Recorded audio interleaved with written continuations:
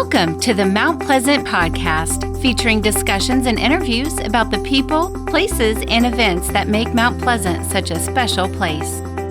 This is a special episode of Mount Pleasant Podcast, where we interview people who've helped make Mount Pleasant a community residents love to call home. Thanks for joining us here on Mount Pleasant Podcast, and we've got a special guest today, Tommy Hartnett, and together we're documenting history of his terms in D.C. and what he's done for our country. Tommy, you served in the Congress and the House for how many years? 6 years.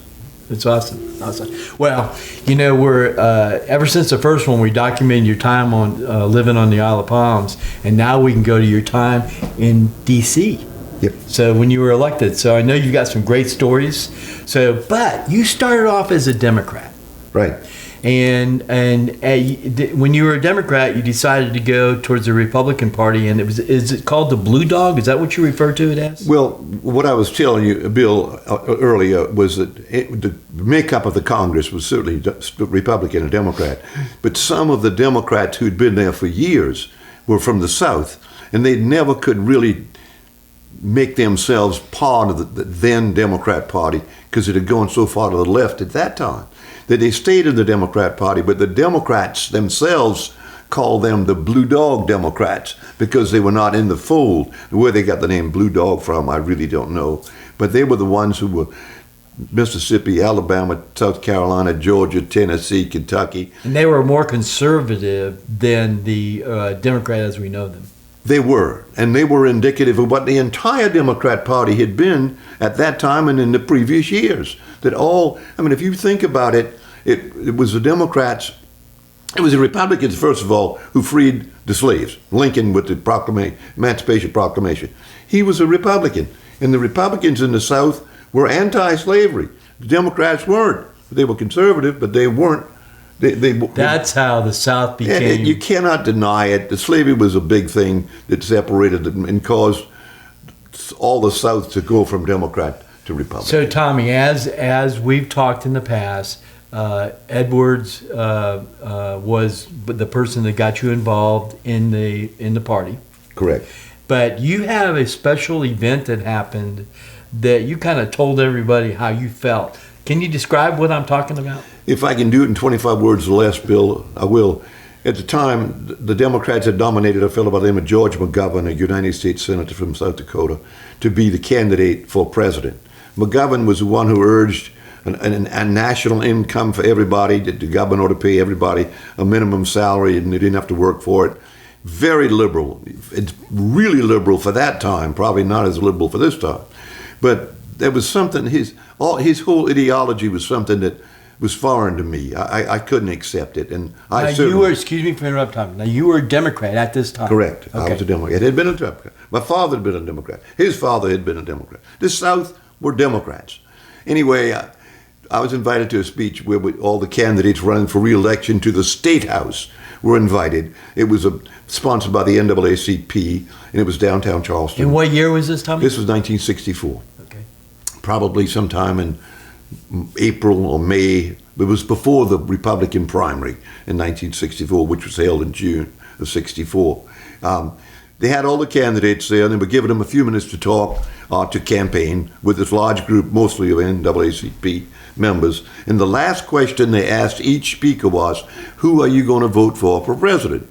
Well, because they were in the midst of a huge Democrat crowd, all of these very conservative members that I was serving with from Charleston, they're going to vote for George McGovern. They're a Democrat from the courthouse to the White House, and they'd never leave the Democrats to go to vote for George McGovern. Well, in my heart, I couldn't vote for George McGovern. And I want to be honest with people. So when it was my turn to speak, and I finished, they asked me the same question, who are you going to vote for president, Mr. Hartnett? And I said, I'm voting for Richard Nixon, and you all ought to vote for Richard Nixon too. McGovern has never done anything for the country. He's never done anything for you, and I can't tolerate him. And if my being in the legislature means I've got to vote for George McGovern, I quit. I don't intend to run anymore, take my name off the ballot, period. I'm done. And I walked off the stage. So that was when I'd left myself open to get off the ballot, and they did take me off because I went the next day to the Charleston County Courthouse. And the Judge O.T. Wallace was the secretary of the Democrat Party. He's where everybody signed up with him to run. I went over to see him and said, Judge Wallace, I want you to take my name off the ballot. I'm not running. He said, what do you mean you're not running? I said, well, I don't intend to run as a Democrat anymore, ever, and I don't want my name on the ballot. He said, well, I don't know whether I can do that. I said, well, if you can't, you can't. But if I get enough votes to win, I don't intend to serve. I'm not going to serve as a Democrat. It was shortly after that, Bill, that the Republicans came to me. And we started, I guess, a dialogue of would I be willing to run as a Republican for the state Senate. And that's what started that. I bet you're one of the few in history that quit their job first before they got another line themselves with another party. I don't know that it happens very often. And I guess What a great story, Tom. I thought I was probably looked upon by a lot of people as, well, how stupid can you get? But anyway. Were you elected as a Republican then? Pardon me? Did you get elected to that term? Oh, yeah. 3 months later, 4 months later, whatever. That's when Jim Edwards and I ran for the Senate along with Tom Kennedy, who was a retired commanding general of the Charleston Air Force Base at the time, and a fine man. We ran for 3 of the 4 seats. And how many people were Republicans at that time in the House and in the Senate? In Columbia? Yes, sir. In the House is 124 members. I think there were 5 or 6 Republicans. In the Senate is 46 members. There was 1 Republican.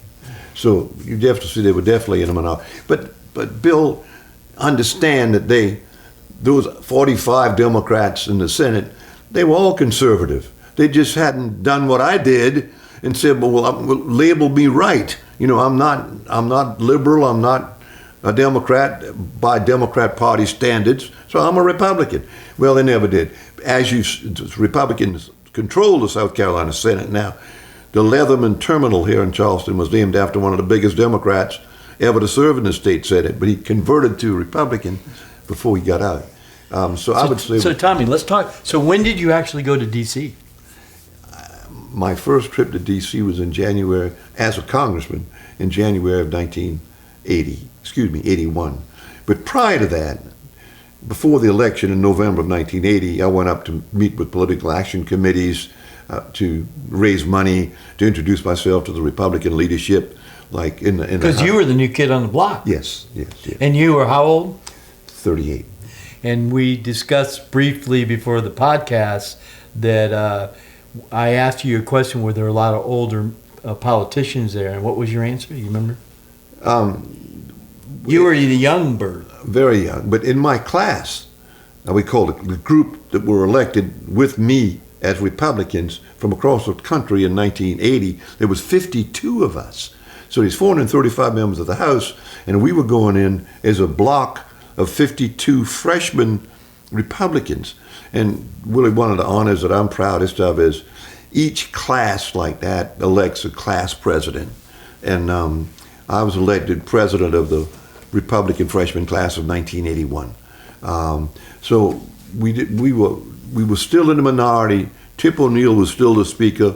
The Democrats controlled the House. But that year, Bill, the Republicans took over the U.S. Senate, and Strom Thurmond became president pro tem of the U.S. Senate and was controlled by the Republicans. The Democrats had the House, Republicans had the Senate, and the White House.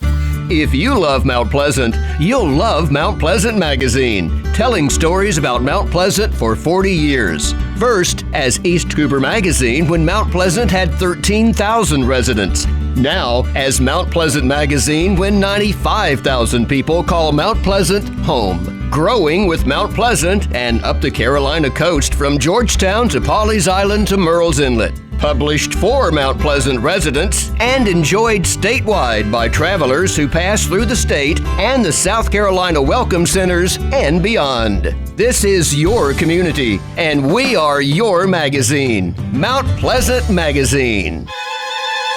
You're listening or watching a special episode of Mount Pleasant Podcast. So, Tommy, I got a photograph here of everybody in the Oval Office. Yes. And so who's in this picture? That's Reagan, right?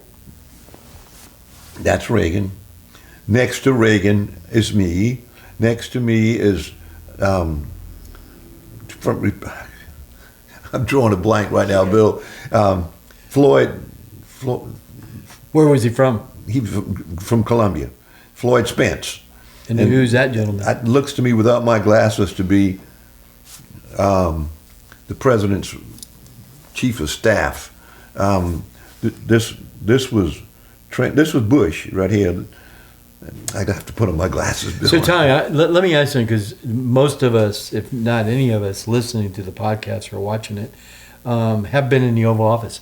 What does it feel like to be in the Oval Office? Oh, it's almost magic. It's like, I guess it's like an old person going to Disney World. You know, when the kids go to Disney World, they see these fantastic things. When I went to Oval Office, I saw these fantastic, and it's really an Oval Office, and the big desk that presidents have used for years and years. They've got doors. They're almost like you can't see the doors. They're like they're private doors. But so Tommy, how old were you when sitting on that couch there? 38. I was 38 years old. Yeah, then. So it was like magic, you know, to walk into the Oval Office. I mean, I'd never been to the White House. I'd only been in the Capitol twice in my life, and now I'm sitting in the White House with the president and the vice president of the United States. That was a pretty big deal, Bill. To me, it was. Sure, it is. So this picture right here, that's Reagan, obviously, and that's you. Who's that, Campbell? That's Carol Campbell. We were flying on Air Force One. So is that taken on Air Force One? Yeah. That's the bulkhead behind Reagan there. He came back. You know, they have. You all would know this. They have a press section. They have a VIP section, and they have the president's party itself. And of course, we went to the VIP section right behind the presidential section of Air Force One. But Reagan came back to talk to us, to the press. I mean, they loved it. You know, he was talked to everybody, answered their questions informally, things that you don't get people to do. So you became very friendly with Reagan and Bush, but the Reagan, I want to let people know about that special story of your alignment with him when he was an announcer at the Cubs baseball games. That's where you started his career? That's exactly right. When I first met him, he was president, or vice president. And when they introduced me to him, this is, Congressman Tom Hartnett. He said, Hartnett.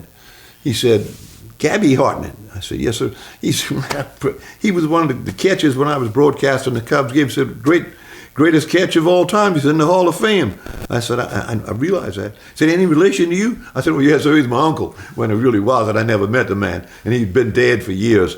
But from that time on, Reagan called me Gabby, because that was a nickname for Gabby Hartnett, the catcher. But Bill, one story I haven't told you. Okay. Because it's comical, too. I just mentioned that I was president of the freshman class. Well, the whole class was invited to have breakfast with the president at the White House in the East Room, I guess it was. Well, by virtue of being president, I got to sit next to the president. He's the only person who could ever wear a brown suit was Reagan. Anyway, he had on his brown suit, and he had on his beautiful white cuffs with cuff links, and he was seated next to me. Well, I'm a tea drinker, so I asked the waiter, sweet tea? Oh yeah, but this was hot okay. tea. This was hot tea, but I do drink sweet tea. I said, could you bring me a cup of tea? And he said, well, yes, sir.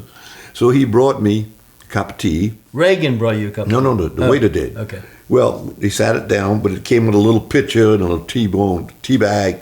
So I was still kind of nervous and impressed to be sitting next to the president. So I went to pour my tea into the cup, and the top of the tea kettle fell off and fell into the cup and splashed the tea all over the president's white cuff and his cuff link. Well, I was absolutely devastated. And he was so, don't worry about that. That's fine. We've got other shirts.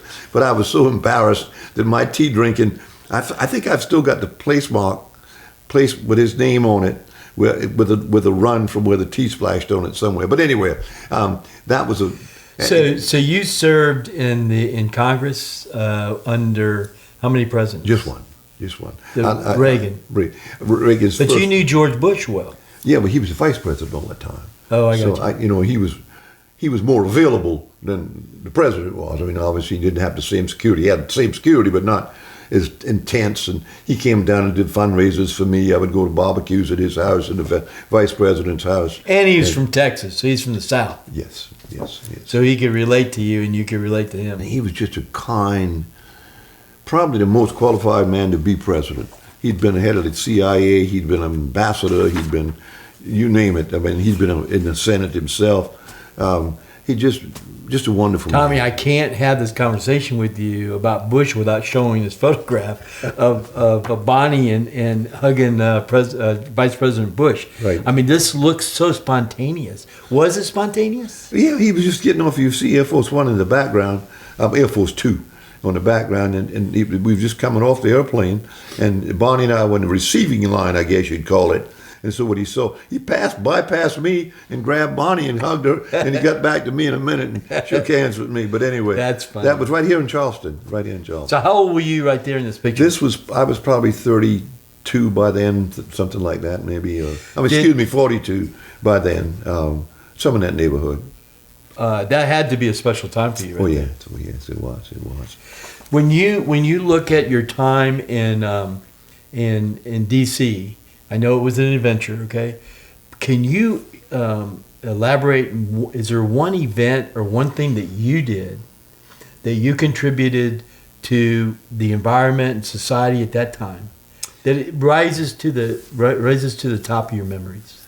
Well, there was a lot of legislation that was introduced. Republicans were in the minority. There wasn't much that we could do without the permission of the Democrats. We couldn't even move to adjourn, even if we were recognized. The president wouldn't accept, the Speaker of the House wouldn't accept our motion. But one thing that I was kind of the proudest of, and this it takes too long and uses up all of Roger's time, but somehow Reagan had gone to Europe and had placed a wreath on the tomb of the unknown German soldier, who, of course, during World War II were one of our bitterest enemies. Well, there was a whole lot of criticism. People got on the floor of the House, and how could you go to these people who were butchers and did this and did that? And it was my turn to speak, and I said, Mr. Speaker, I can understand my colleagues' thoughts on that, but you can't make me believe that those German soldiers that fought wanted to be there. They certainly didn't want to be part of a war effort, and I'm confident they didn't want to be part of it. But they were soldiers, and they had to do what they were told, and they were ordered to be there. So they did their duty to their country as much as our soldiers did their duty to ours. And to say that it was hateful, I can't believe that every member of the German army and the Nazis were all mean, terrible people. They were just caught up in a movement that was evil, led by an evil man, and they were doing what they were ordered to do. And I think they deserve a little pity, the average German soldier. How was your message received? Well, I got a letter 2 or 3 days later from Nixon, who was still alive at the time, living in New York, and I got it somewhere. How much he appreciated that. What a decent speech it was. He never heard anybody speak so eloquently about whatever it was, agreeing with what I don't want anybody to think that I think the Nazis were right. They were evil people. The leadership were horrible people, how they could live with themselves. But the little soldier in the field, he did what he was told he had to do.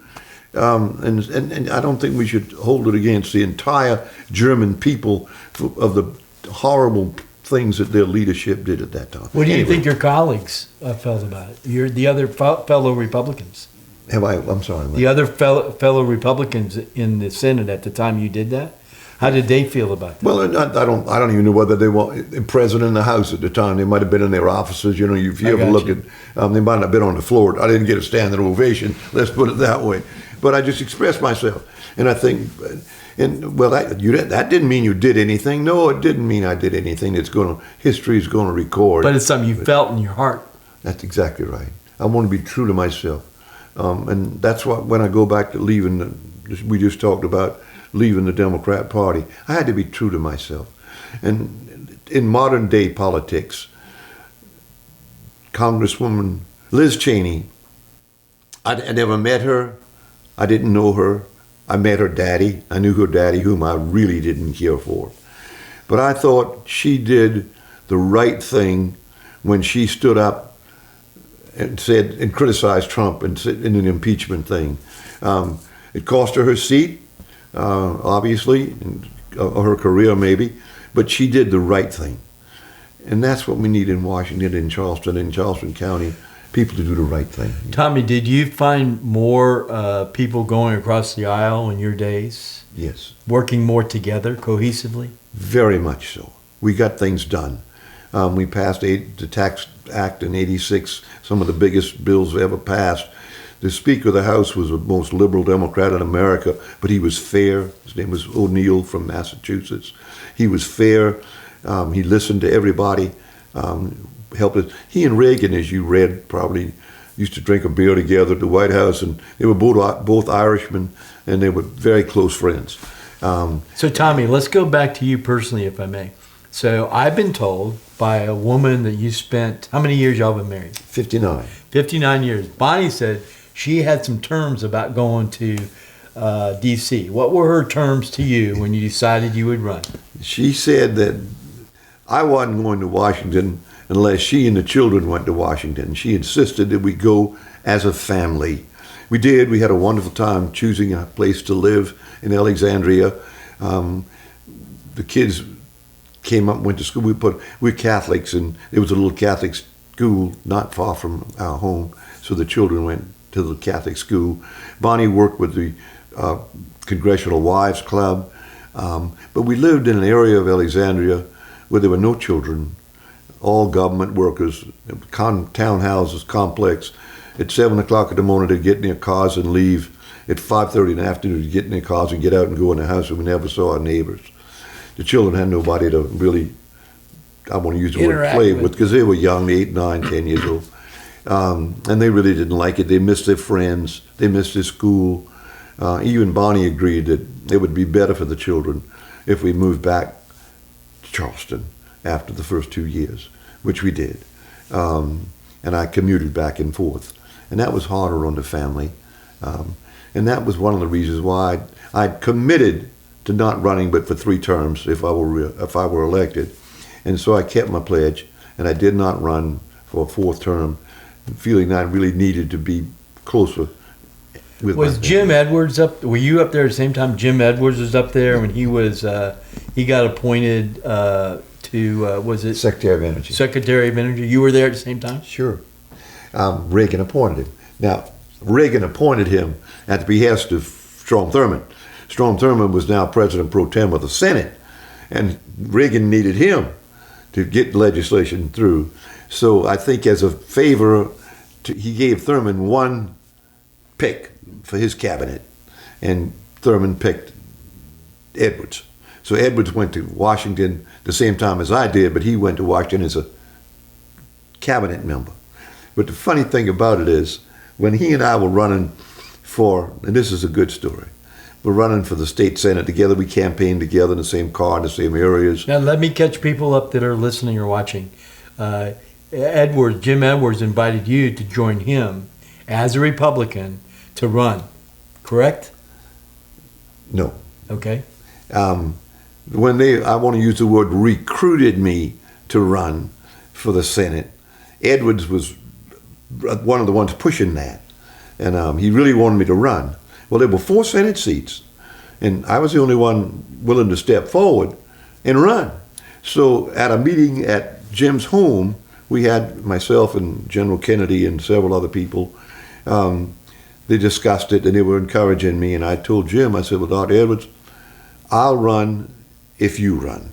He said, well, I can't run. He said, I'm a practicing dentist. I got, I can't leave my profession. I can't get away for all that much time. I said, well, you can't and I can. I said, I got family to raise. I got people to feed. I got, bills. And I said, I tell you what, Dr. Edwards, I'll run if you run. Well, I said, Jim, Ann can't go fill up her car for gas any less than Bonnie can go fill up hers. The groceries cost us both the same. So I said, Jim, I'll run if you'll run.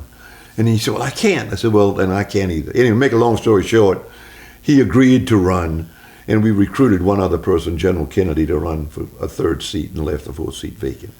So really, I guess we recruited each other. He got me to the point where I said I would run only if he would run. So that this is for the state Senate. State Senate, and at that time there were way more Republicans than were Democrat, right? Correct. Would you please tell the audience about the story of the when the Democrats were getting the committees together, please? I can, Bill.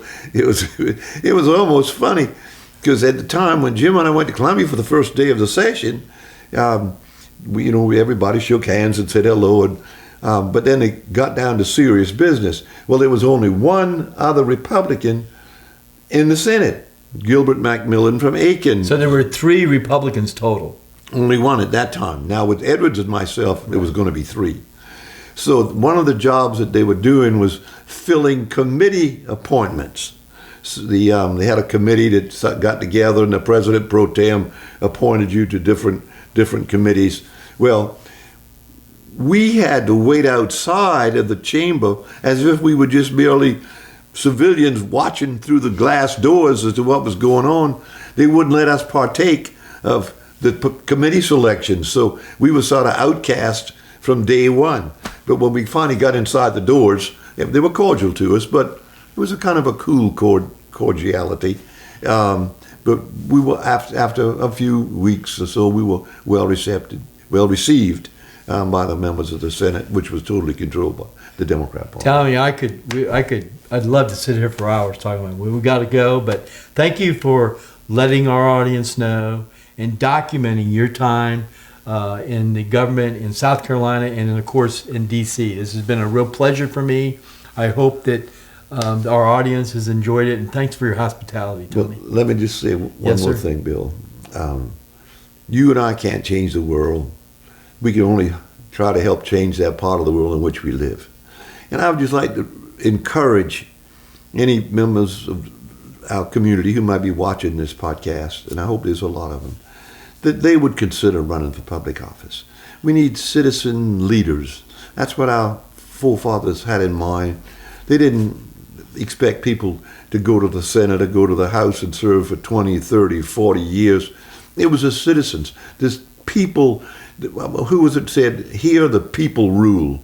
That's about America. But now the people don't rule anymore. The politicians rule. People dislike the Congress, but love their congressman.